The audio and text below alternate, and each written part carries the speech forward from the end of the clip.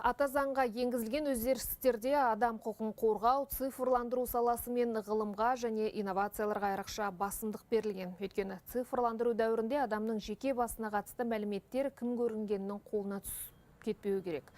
Оның соңы алаяқтыққа апарып соқтыруы мүмкін. Ал білім мен ғылымды, мәдениетті дамыту жастардың болашағына жасалынған инвестиция іспетті. Ата заңымыз 95 жылы қабылданған, қазір деген заман деген өзгеріп жатыр. Өскелең ұрпағы өзгеріп жатыр. Наврет цифрлық Қазақстан деп жатырмыз. 30 жыл бұрын ұялы телефондарымыз мүлдем жоқ болса, қазір бәрімізде ұялы телефон бар деген сияқты. Одан кейін мына цифрлық заманда искусственный интеллект бар дегендей мәселелерді алып келіп отырып, әрине білім саласын, мәдениет саласы болсын, осы жаңа конституцияда өзгеріп жатқан мәселелер қатты қаралу керек деп ойлаймын. Біз оны қолдаймыз. Біздің енді мемлекетіміз қазір ел таниды, бүкіл әлемдік аренада өзіндік орны бар.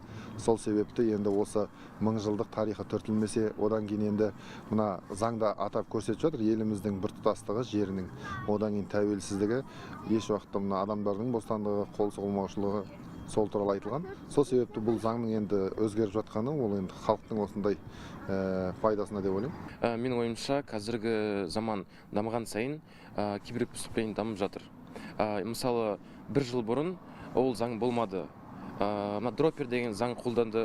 Қазір өте көп адамдар ол қылмыстық бойынша, заң бойынша ұсталып жатыр. Оны өте қатты қолдаймын. Қазақ тілінің орны айрықша белгіленген. Бұл біздің еліміздің болашағы үшін үлкен әрі маңызды қадам деп ойлаймын. Біздің тіліміздің жалпы басымдық көрсетілуі, барлық жерде қолданылуы, қолданыста болуы еліміздің, қоғамымыздың жаңағы бірлігін арттырады деп ойлаймын. Жастар да қазақ тілінде сөйлеуге бейімделеді.